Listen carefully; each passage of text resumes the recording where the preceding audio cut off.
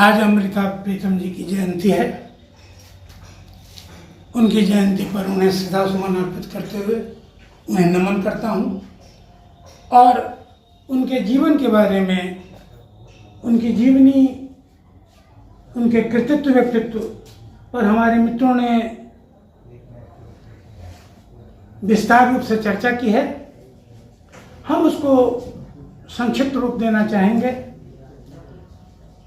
विदुषी अमृता प्रीतम 100 से अधिक किताबों की लेखिका है। अब आप सोच लीजिए कि जो 100 किताबें लिखेंगी वो कितना वक्त किताबों में दी होंगी। बचपन में जब 11 की थी तो उनकी माँ मर गई। ईश्वर के प्रति उनके मन में आश्रद्धा हो गया। पिता संत थे, संपादक थे, लेखक थे। पिता ने यह कह रखा था कि अगर आप अरदास नहीं कर सकती तो मेरे साथ नहीं रहेंगी। जो छोटी छोटी 2-3 घटनाएं हैं, जो घटनाएं आपको भी उद्वेलित करेगी। एक बार अमृता प्रीतम अपने पिता, जिसका नाम पीयूष था, जिनने अपने बेटी का नाम अमृत इसीलिए रखा था कि उनका नाम पीयूष था, बाद में उनका नाम करतार सिंह हो गया। तो संत भी थे, संपादक भी थे। एक दिन अमृता ने पैसा मांग दिया। पिता करीब गए और उनके जेब में पैसा डाल दिया। जेब में पैसा डाल रहे थे, उस बीच जेब से कागज निकला। वो कागज नज्म था। पिता कवि, संपादक, नज्म कैसे नहीं समझते। तो नज्म को पढ़ने के बाद उन्होंने पूछा किसने लिखा है। इसने कह दिया मेरी सहेली ने। सच यह था कि ये लिखी थी। उस पिता ने पुनः पढ़ लिया और कहा कि राजन कौन है। इसका एक वो उन दिनों भी एक काल्पनिक प्रेमी था इसका, जिसका नाम राजन इसने रख छोड़ा था। ये कही कि कोई नहीं।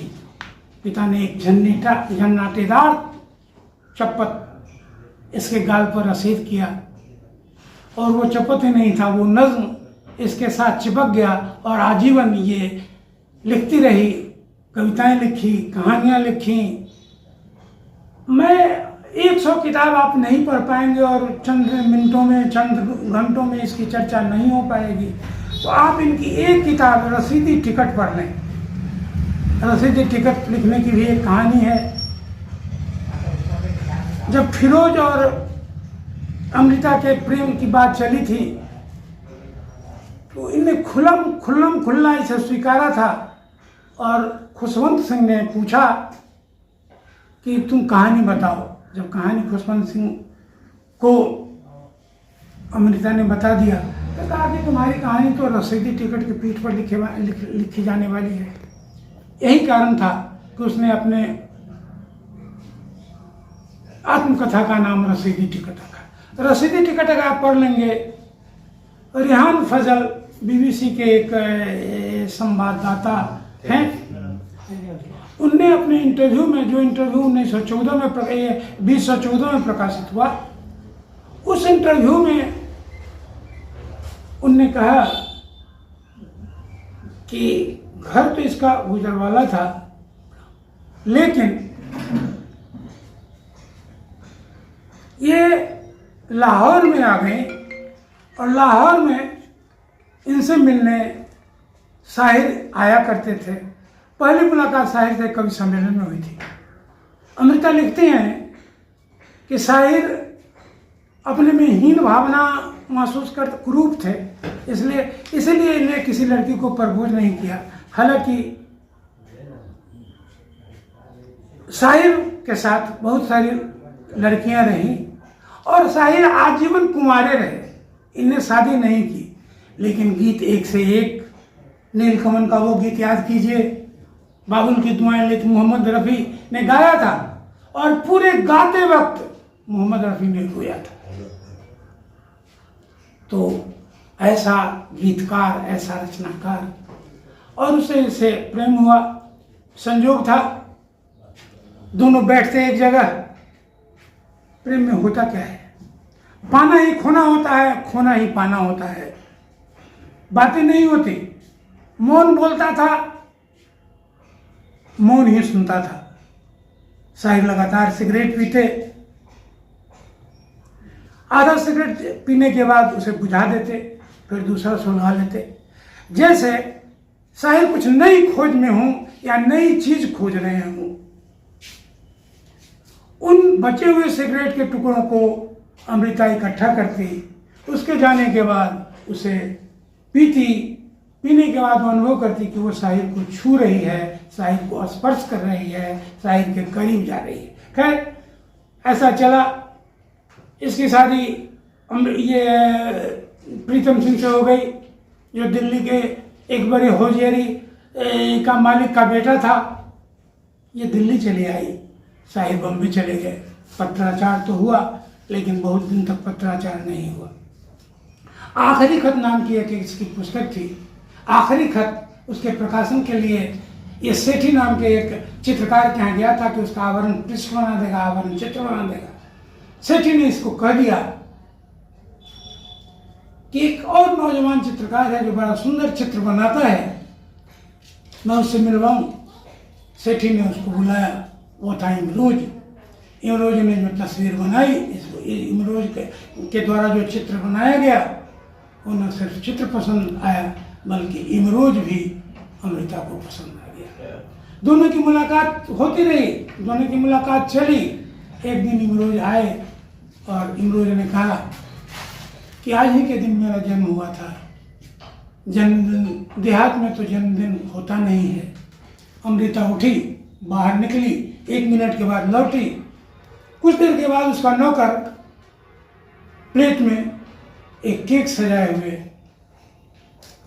उसके नजदीक आया। अमृता ने उस केक को काटा, इमरोज को खिलाया, अपने खाई। इमरोज ने अमृता हैप्पी बर्थडे भी नहीं बोली, इमरोज ने थैंक्स भी नहीं कहा, लेकिन एक दूसरे की आंखें कुछ कह रही थी और वो आंखें एक दूसरे से ऐसी बध गई कि आजीवन बधी रही। इस बीच में एक ऐसी घटना घटी, ये गुरुदत्त ने इसको नौकरी दे दी इमरोज को बॉम्बे में।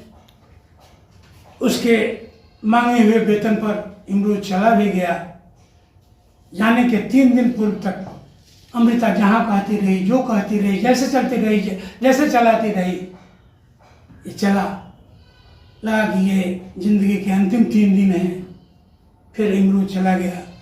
वहाँ जाने के वहाँ वो गया, अमृता यहाँ बीमार पड़ गई। इमरोज ने वहाँ से फ़ोन किया, कैसी हैं आप कैसे हो? कहा कि मेरा मन नहीं लग रहा है, मैं कल आ रहा हूँ। और वहाँ से उसने गाड़ी पकड़ा, गाड़ी का बर्थ नंबर, ये बीमार थी, गाड़ी का बर्थ नंबर बताया, गाड़ी का कंपार्टमेंट नंबर बताया। जब ये उतरा तो सामने अमृता खड़ी थी। उसके बाद अमृता को कभी बुखार ही नहीं लगा। ऐसी सेवा, लिव इन रिलेशनशिप में रहे, एक कमरे में रहे, एक छत के नीचे रहे, लेकिन एक कमरे में नहीं रहे। अमृता रात भर लिखती थी, उसका टेलीफोन साइलेंट होता, उससे कोई मिलने नहीं आता, उससे कोई मिलता नहीं, लेकिन उसे रात में लिखने के समय चाय चाहिए था, जो उठ के वो स्वयं नहीं बना सकती थी।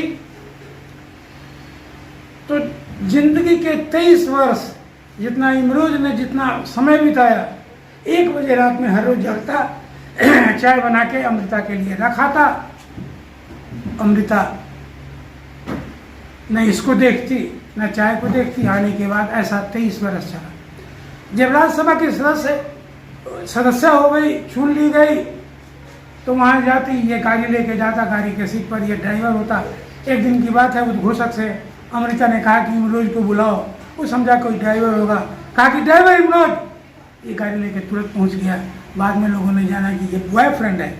आज हम बॉयफ्रेंड सुनते हैं, गर्लफ्रेंड सुनते हैं, आज ही अचंभित होते हैं। उन दिनों बॉयफ्रेंड और गर्लफ्रेंड का कैसा संबंध रहा होगा। दोनों को बुलाया जाता, जब नाम चलता, चर्चा होती, तो इमरोज